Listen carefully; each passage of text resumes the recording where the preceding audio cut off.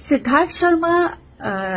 হৈছে one and only manager of Zubin Garg since 10 to 12 years. যিমান দূৰ মই জানো তেখেতক প্ৰথম সাক্ষাৎ হৈছিল মোৰ 2015 চনত আৰু তেতিয়াৰে পৰাই এতিয়া যেনেকৈ চৰ্চা চলি আছে তেখেত এগৰাকী অভদ্ৰ অসভ্য মানুহ তাত মোৰ কোনো ধৰণৰ আসলতে ডিনায়েল নাই তেখেত সঁচাকৈ এজন অভদ্ৰ মানুহ কোনো ধৰণৰ ব্যৱহাৰ তেওঁ নাজানে আৰু সেই সময়ত যেতিয়া মোৰ সাক্ষাৎ হৈছিল তেতিয়া মই একেবাৰে নতুন আছিলো সেইবাবে মই বহুত কথা সহ্য কৰিছিলো বহুত কথা মই তেনেকৈ থাকি গৈছিলো নিমাত হৈ থাকি গৈছিলো কিন্তু ইমান বছৰে এই কাৰণে কোৱা নাছিলো কোনে আৰু এতিয়া বহুতে প্ৰশ্ন কৰিছে যে সিদ্ধাৰ্থৰ কথা এতিয়া সকলোৱে কি কৈ আছে মোৰ ওচৰত হেতু উত্তৰ আছে ইমান দিনে আমি আসলতে একো কোৱা নাছিলো কাৰণ তেনেকুৱা কোৱাৰ কোনো পৰিবেশো নাছিল তো সিদ্ধাৰ্থে এনেকুৱা দেখুৱায় যে জুবিন গাৰ্গৰ ওপৰ অধিকাৰ কেৱল সিদ্ধাৰ্থ শৰ্মাৰ আছে হেনেকুৱা মই বুলি নহয় আমাৰ গোটে ফেটাৰনিটি মানুহে কবই কথাটো যেন জুবিন দাৰ ওপৰ কপিৰাইটটো কেৱল সিদ্ধাৰ্থ শৰ্মাৰ আৰু এনেকুৱাকে দেখুৱাব এটা সময়ত আমি ভাবিবলৈ বাধ্য হলো যে বা ইমান পজিটিভ ইমান তেওঁ এগ্ৰেছিভ জুবিন দাৰ প্ৰতি গতিকে নিশ্চয়কৈ তেওঁ হসাকৈ চাগে জুবিন দাক বহুত ভাল পায় জুবিন দাক বহুত বেছি যত্ন লয় আমি তেনেকৈ ভাবি পেলাই তাৰ সেই দুৰ্ব্যৱহাৰ বিলাক বা যি মিসবিহেভ কৰে বা যি ধৰণৰ অভদ্ৰামি কৰে সেইবিলাক আমি আসলতে আওকান কৰিছিলো সেইবোৰ একমাত্ৰ জুবিন দাৰ খাতিৰত আওকান কৰিছিলো আজি পৰ্যন্ত কোনেকো কোৱা নাছিলে সিংগাপুৰলৈ গল অসুস্থ দেহাৰে জুবিন দা সিংগাপুৰলৈ গল অনুষ্ঠান কৰিবলৈ সমস্ত দায়িত্ব সিদ্ধাৰ্থ শৰ্মাৰ হয়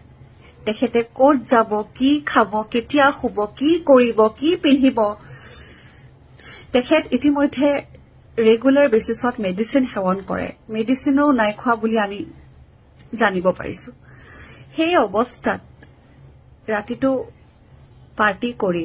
দিনত নুশুই নেমেলি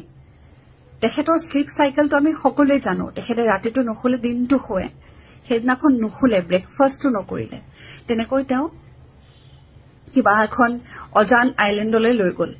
কোনো ধৰণৰ নিৰাপত্তা নাই কোনো ধৰণৰ মেডিকেল টিম নাই আৰু মিস্টাৰ সিদ্ধাৰ্থ শৰ্মা মই তোমাক কওঁ যে তুমি যে তাত গৈছিলা you were there to take care Zubin Garg you were there not to entertain yourself তাত তুমি অন ডিউটি আছিলা জুবিন দাৰ অনুষ্ঠান কৰিব যোৱা মানে অৰ্থটো কি হল জুবিন দাৰ অনুষ্ঠানটো কৰিব গৈছে সিংগাপুৰত তুমি তাইৰ দায়িত্বত আছিলা তুমি ফুৰ্তি কৰিব যোৱা নাই তাত তুমি ফুৰ্তি কৰিবলৈ যোৱা নাই তুমি অন ডিউটি আছিলা তুমি জুবিন দাৰ যত্ন লব লাগিছিল জুবিন দাক ৰাখিব লাগিছিল এতিয়া আহো শ্যামকানু মহন্তৰ কথা কোৱাৰ আগতে আৰু এটা কথা কম এতিয়া নতুন কথা বহুত কথা গম পালো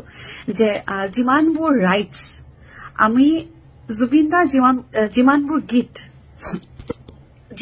গীত আছে সেই গীতসমূহ আমাৰ কাৰণে সম্পদ সেই সম্পদসমূহৰ আৰত যি ৰেভিনিউ শ্বেয়াৰিঙৰ যি প্ৰপাৰাইটাৰ